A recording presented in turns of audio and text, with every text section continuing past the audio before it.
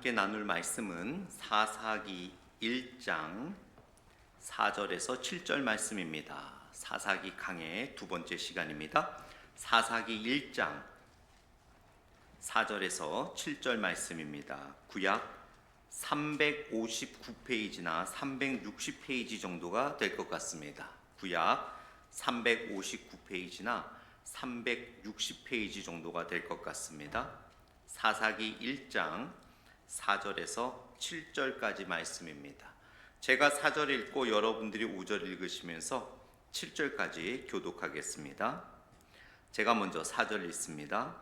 유다가 올라가매 여호와께서 가나안 족속과 브리스 족속을 그들의 손에 넘겨주시니 그들이 베색에서 10,000명을 죽이고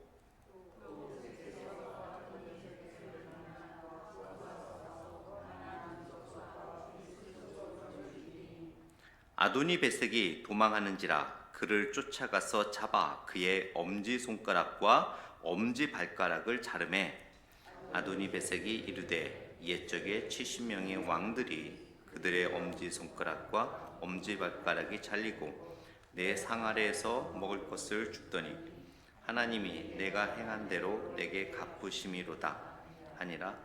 무리가 그를 끌고 예루살렘에 이르렀더니 그가 거기서 죽었더라. 아멘. 잠시 기도하겠습니다.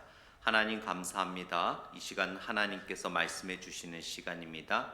예배는 찬양과 기도와 말씀으로 이루어져 있는데 유일하게 하나님께서 예배 시간에 우리에게 주시는 시간이 말씀의 시간입니다. 그러므로 우리가 정성을 다하여 귀를 기울이고 같은 말씀이지만 같은 본문이지만 같은 사람이 전하는 말씀이지만 하나님의 말씀은 살아있고 운동력이 있기에 우리의 각각 다른 처한 상황에 따라 하나님께서 이 말씀을 통해 은혜 내려주시고 치유하여 주시고 지혜를 주신 줄 믿습니다. 오늘 말씀을 통하여 위로와 지혜와 평안과 하나님의 뜻을 알고 하나님과 더욱 깊은 인격적 교제를 나누는 우리들 되게 하여 주시옵소서. 감사드리며 예수님 이름으로 기도드렸습니다. 아멘. 지금 파리에서 뭐가 열리고 있죠? 네, 파리 올림픽이 열리고 있습니다. 4년 후에 또 올림픽이 열리는데 어디서 열리는지 아세요? 네, LA에서. 우리 박수영 원사님이 제일 빨리 대답하시는 거 보니까 제일 똑똑하신 것 같아요. 우리들 중에 저보다도 더 총명하신 것 같아요. 네, 맞습니다. 4년 후에는 또 우리 LA에서 올림픽이 열리고 혹시 한국, 우리의 조국, 대한민국이 금메달 지금까지 몇 개 딴 줄 아세요? 5개일까요? 6개일까요? 자, 우리 손으로 결정할까요? 6개입니다. 오늘 펜싱에서 남자 단체에서 금메달을 하나 더 땄어요. 그래서 금메달 6개. 참 대단하죠. 그 올림픽을 볼 때마다 저는 그런 생각을 해요. 지구본을 보면은요, 대한민국은 진짜 손톱만 해요. 정말 작아요. 이 작은 이 민족이 이렇게 운동을 잘하고 이렇게 세계에 여러 기업들 있지 않습니까? 현대, 삼성, 기아부터 해서 많은 대기업들이 전 세계에 이렇게 많은 영향력을 끼치는 걸 보면 정말 우리나라 대한민국의 민족성은 정말 대단하다라는 생각이 듭니다. 지금은 그렇지 않지만 제가 어렸을 때만 해도 정말 그냥 그 흙 운동장에서 막 뛰어놀았거든요. 그리고 항상 어느 초등학교를 가던 그 초등학교 벽에 큰 글씨로 쓰여진 게 있었어요. 체력은 국력. 그래서 그냥 무조건 뛰게 했죠. 제가 알기로는 그 박정희 대통령이 이렇게 통치하면서 국민은 체력이 강해야 된다고 하면서 그 알맹이 있고 모래 있고 돌 있는 것을 운동장으로 다 만들어서 아이들을 열심히 뛰어놀게 해서 아마 그러한 체력과 그러한 운동에 대한 관심을 갖게 함으로 우리나라가 이렇게 작지만 이렇게 운동, 스포츠에 큰 영향을 끼치고 있는 것 같아요. 그리고 정말 우리나라 사람들은 정말 머리가 비상한 것 같아요. 그러니까 이 작은 나라 5천만밖에 안 되는 인구에서 대기업들이 나오고, 또 얼마 전에는 그 원전을 또 우리가 따냈는데요. 사실은 프랑스가 그게 거의 될 뻔했거든요. 프랑스하고 우리나라하고 경쟁을 하다가 거의 프랑스가 된다라고 봤어요. 그런데 대한민국이 그거를 땄거든요. 그래서 사실은 프랑스가 좀 삐졌어요. 그래서 그 아시죠? 대한민국 입장할 때 대한민국이라고 소개 안 하고 북한이라고 소개했잖아요.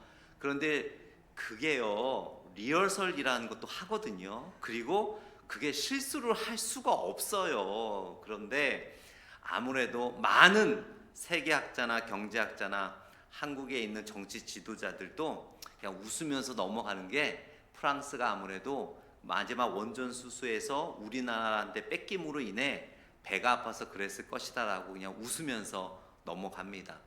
그런 이슈가 있었고, 또 기독교적으로는 큰 이슈가 있었죠. 오늘 제가 새벽 예배 때 열을 토하면서 말씀을 드렸는데, 그 예수님의 최후의 만찬의 그 성경적인 그림을 완전히 레즈비언들과 아주 성적으로 타락한 그러한 모습들로 패러디를 해서 그거를 홈페이지에 올렸다가, 올림픽 홈페이지에 올렸다가 기독교에서 그거를 거세게 항의함으로 인해 그거를 다시 내렸죠. 그리고 뭐 세계의 평화와 모든 종교를 포함하기 위한 패러디였다, 기독교를 폄하하기 위한 것은 아니었다라고 이야기하지만, 그렇게 우리 기독교에서는 그렇게 보진 않습니다.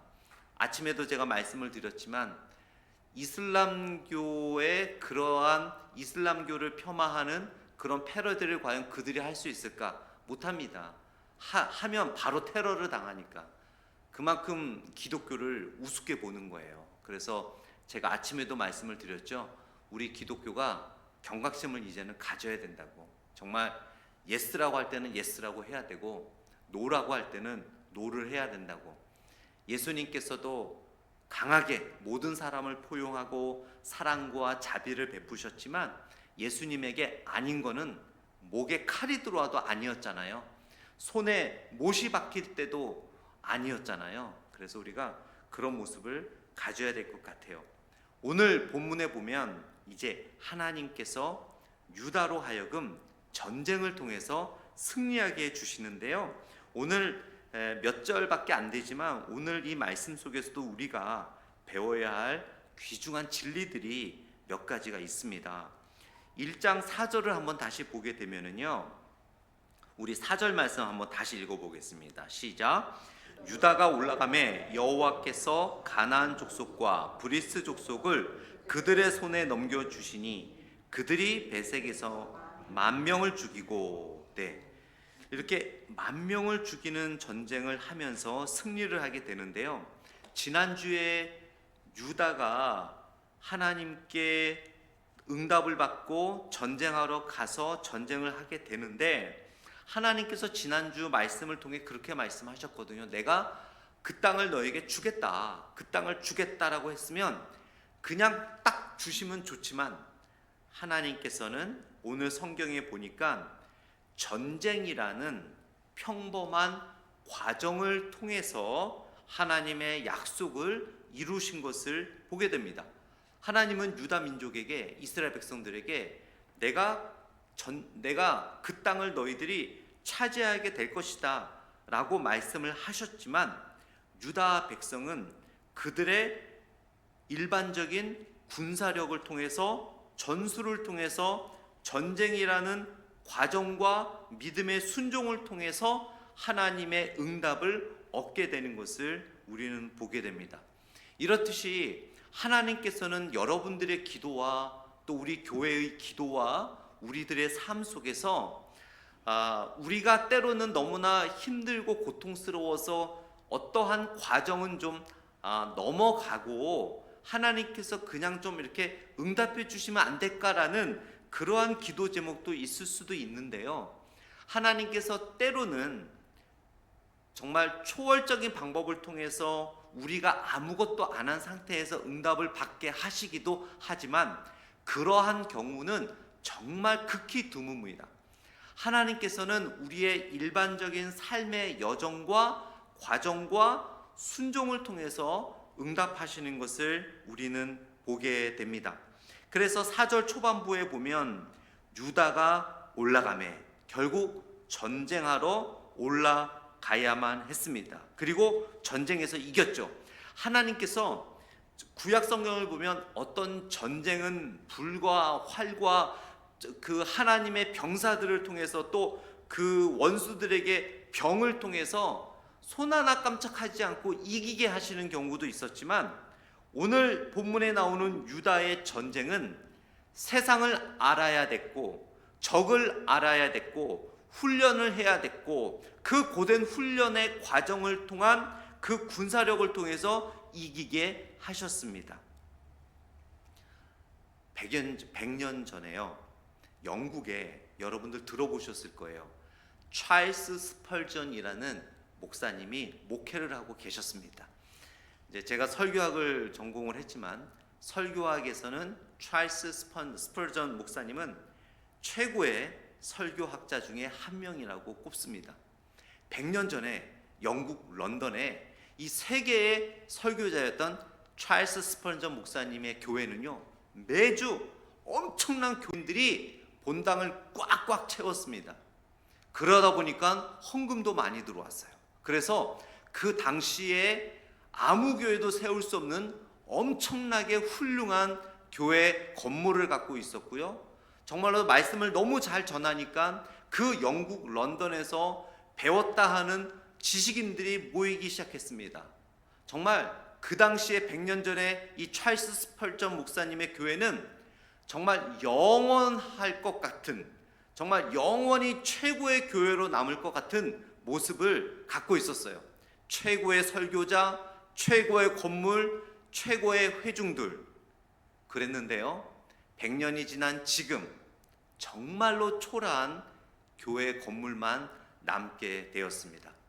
그래서 지금도 많은 신학자들과 설교학자들과 목회자들이 연구를 했어요. 왜 도대체 무슨 일이 있었길래 이 찰스 스펄전, 지금까지도 전 세계 최고의 설교자요, 그 당시에 최고의 성도들과 큰 문제가 없고 정말 위대한 성전을 갖고 있었던 교회인데 100년, 한 세기도 지나기 전에 왜 교회가 이렇게 초라하게 무너질 수밖에 없었을까?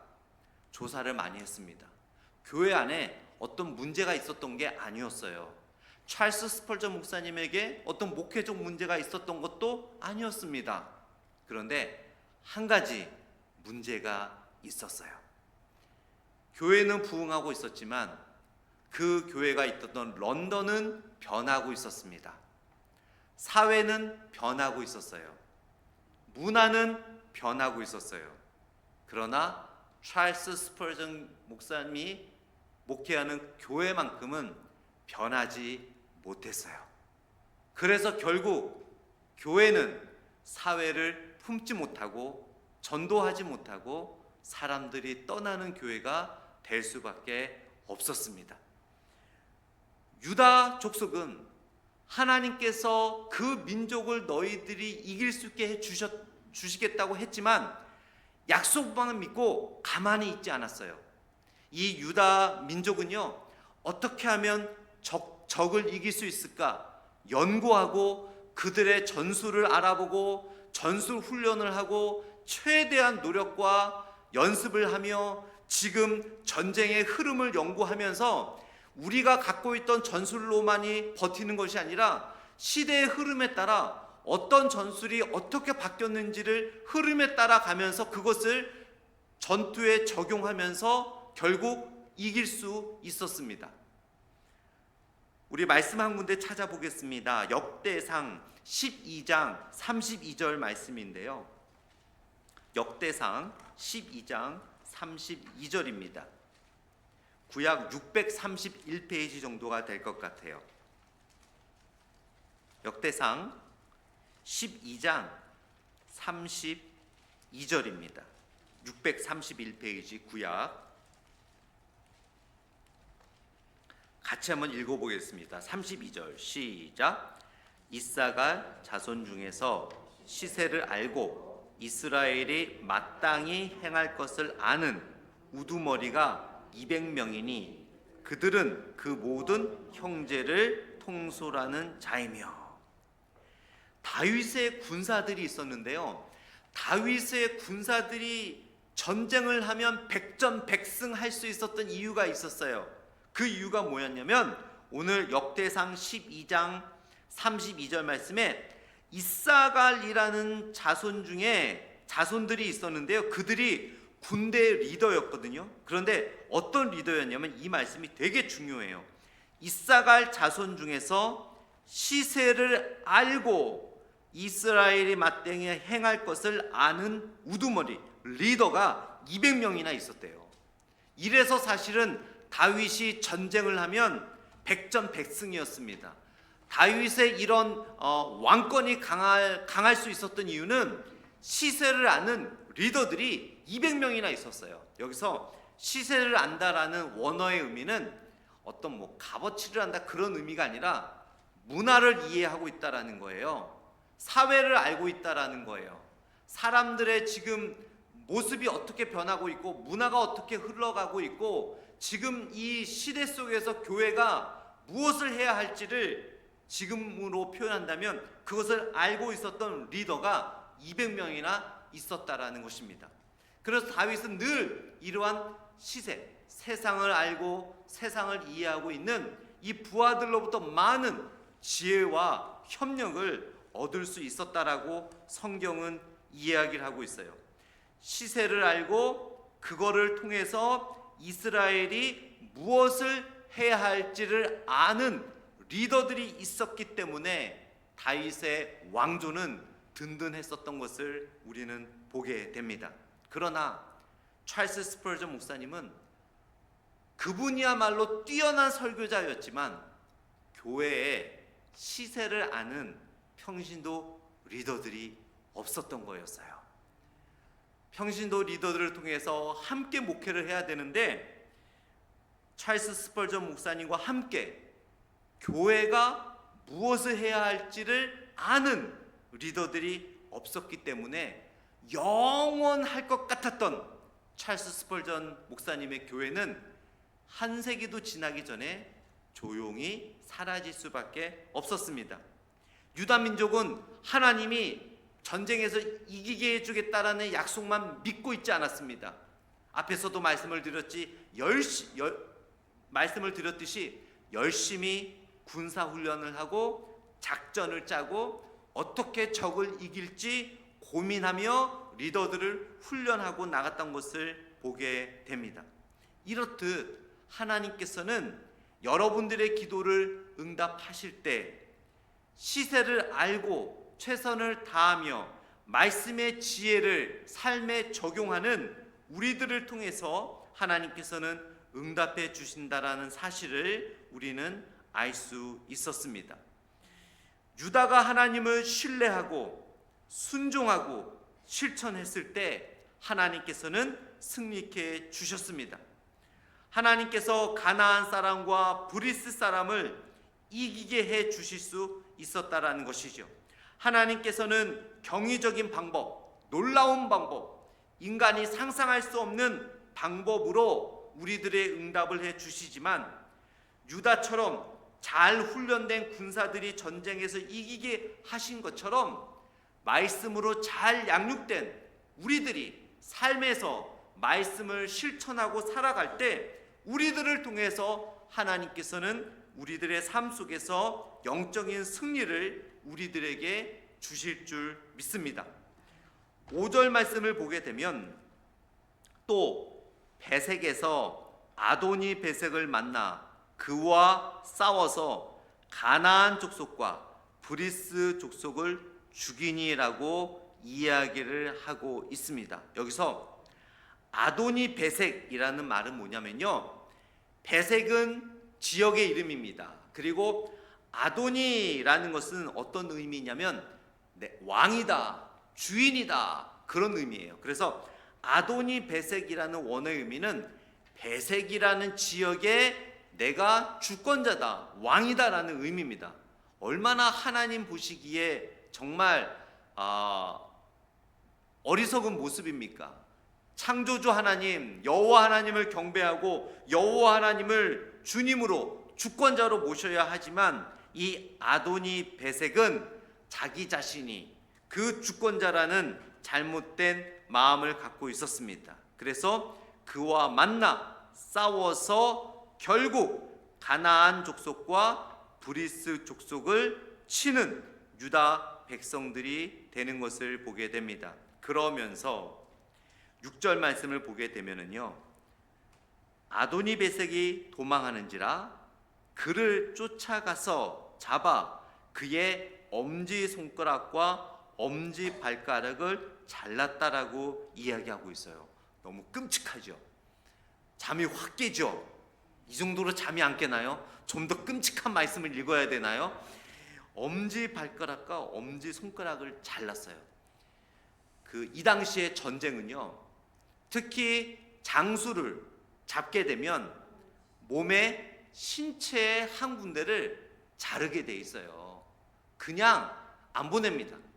그냥 꼭 몸의 신체 한 군데를 자르게 돼 있는데요, 팔을 자르거나 다리를 자르는 경우도 있어요. 그런데 엄지손가락과 엄지발가락을 자르는 이유가 있습니다. 특히 이렇게 군대 장수들의 엄지손가락과 엄지발가락을 자르는 이유는 엄지발가락을 자르면요, 서 있지도 못합니다. 여러분들은 모르시죠? 엄지발가락이 그래서 정말 중요해요. 엄지발가락이 없으면요, 아무리 4개 발가락이 있어도 제대로 서 있지 못하고 제대로 걷지를 못합니다. 엄지발가락이 우리 몸에서 굉장히 중요한 역할을 해요. 새끼발가락하고 엄지발가락이 있어도 쓸 수는 있지만 엄지발가락이 없고 나머지 4발가락이 있어도 제대로 쓸 수가 없습니다. 그래서 장수의 엄지발가락을 자르는 이유는 몸이 성해도 서 있지도 못하고 뛰지도 못하고 걷지도 못하는 아주 창피한 사람으로 만들기 위해서 이 당시에 엄지발가락을 잘랐어요. 그리고 엄지손가락을 자르는 이유가 있습니다. 엄지손가락을 자르면요, 4개의 손가락이 있다 하더라도 칼을 쥐어줘도 칼을 못 잡아요. 활을 쥐어줘도 활을 못 쏴요. 우리 서인자 권사님 그렇지요라고 아주 강하게 긍정하셨어요. 맞아요, 권사님. 맞습니다. 그래서 엄지손가락, 엄지발가락을 다 잘라버리는 거예요. 아예 팔이 없거나 다리가 없으면 사람들이 아이고 몸이 저러니까 하고 이해를 하지만 온몸이 멀쩡한데 엄지손가락, 엄지발가락만 없으면 이 사람이 멀쩡한 걸로 보이거든요. 그런데도 서지도 못하고 걷지도 못하고 뛰지도 못하고 칼이 앞에 있어도 칼도 못 잡고 활도 못 잡으니까 완전히 바보처럼 취급을 받는 거예요. 그래서 이 당시에는 장수들을 잡게 되면 엄지손가락과 엄지발가락을 잘랐습니다. 그런데 왜 이렇게 잔인하게 했을까요? 자, 그 말씀을 보게 되면은요, 7절 말씀을 우리 한번 같이 읽어보겠습니다. 시작. 아도니 베색이 이르되 옛적에 70명의 왕들이 그들의 엄지손가락과 엄지발가락이 잘리고 내 상 아래에서 먹을 것을 줍더니 하나님이 내가 행한 대로 내게 갚으심이로다 하니라. 무리가 그를 끌고 예루살렘에 이르렀더니 그가 거기서 죽었더라. 와, 아도니 베색이 과거에 몇 명의 엄지발가락과 엄지손가락을 잘랐다고요? 70명. 그것도 왕들을. 한 나라의 장군도 아니고 왕들의 엄지발가락과 엄지손가락을 자른 사람이었어요. 그리고 그 왕들을 어떻게 했다고요? 자기 밥 먹는 밥상 밑에서 밥풀떼기 떨어지는 거 주워 먹게 했다라는 거예요. 그만큼 모욕죽을 주고 잔인한 삶을 살아왔던 사람이 바로 이 아도니 베섹이었습니다. 이렇듯 여러분, 하나님은 다 기억하세요. 프랑스 파리가 과거의 종교 개혁의 한 부분을 차지했었거든요. 그래도 프랑스 파리가 중세 시대 때 타락한 캐톨릭에 맞서서 헤어나오려고 엄청난 노력을 했던 나라 중에 한 나라였습니다. 그러나 지금은 완전히 종교적으로 타락해 버렸어요. 그래서 이번에 그 개회식 그 프로그램도 보면 완전히 그 동성연애를 긍정적으로 보여주는 그러한 공연 일색이었습니다. 프랑스가 이런 식으로 하나님의 말씀을 따르고 섬기는 기독교를 모욕하고 이런 식으로 그리스도의 성스러운 모습을 모욕하는 것, 아도니 베섹이 과거에 저질렀던 잘못을 하나님이 기억하셨던 것처럼 하나님께서 기억하고 계실 줄 우리는 믿습니다. 또한 우리도 마찬가지지요. 하나님께서는 우리의 죄악, 우리의 연약함, 하나님께서는 또한 다 기억하실 줄 믿습니다. 그래서 우리는 이 본문을 통해서 정말 우리의 모든 것을 기억하시는 하나님 아버지께 정말 오늘 하루도 우리가 혹 권사님의 기도처럼 알고 모르고 지은 죄들이 있다면 정말 매일매일 우리는 하나님 앞에 진정한 회개의 삶을 살아야 될 줄 믿습니다. 여러분, 그러면 제가 얼마 전 새벽 기도 때 그런 말씀을 드렸죠. 우리가 죄를 짓고 하나님께 회개를 하지만 용서해 주시지만 우리는 죄의 대가를 우리는 치른다고.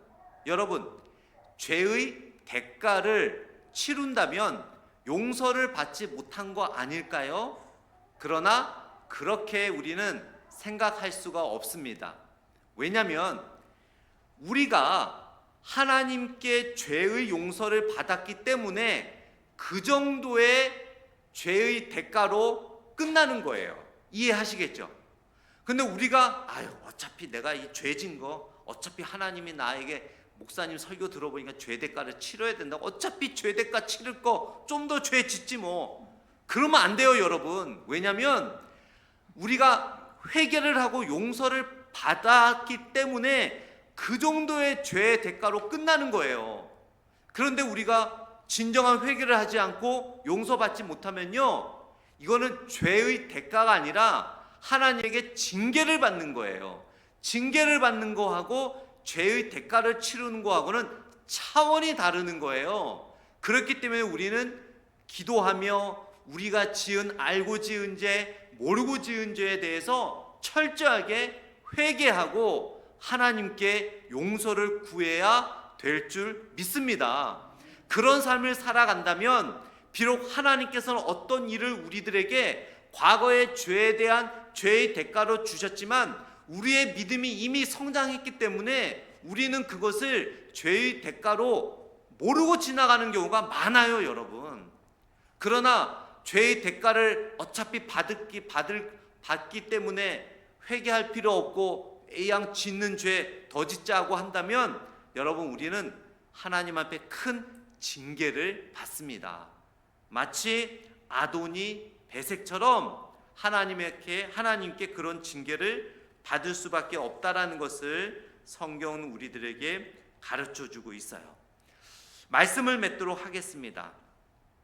오늘 말씀을 통해서 하나님은 우리들에게 시세를 아는 크리스천이 되라고 가르쳐주고 계세요. 여러분, 우리는 말씀도 알아야 됩니다. 그러나 세상을 알아야 돼요. 기독교의 유명한 신학자인 마클리라는 신학자가 이런 말을 했어요. 칼 마르트인데, 마르트라는 신학자는 이런 말을 했습니다. 한 손에는 성경을, 한 손에는 신문을 이렇게 외쳤어요. 그래서 신학자들은 이 말을 잘 알고 있거든요. 이게 무슨 말이냐면요, 하나님의 말씀을 우리는 반드시 알아야 됩니다. 또한 이 말씀을 적용하려면, 바르게 적용하려면 세상을 알아야 됩니다라는 뜻이거든요.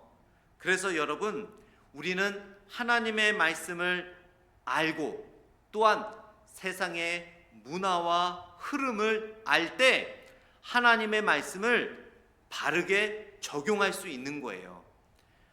그런 말이 있죠. 나를 알고 적을 알면 백전백승이라는 말이 있듯이, 하나님을 알고 타락한 세상을 알 때 우리는 하나님의 말씀을 적재적소에 바르게 우리는 적용하게 될 줄 믿습니다.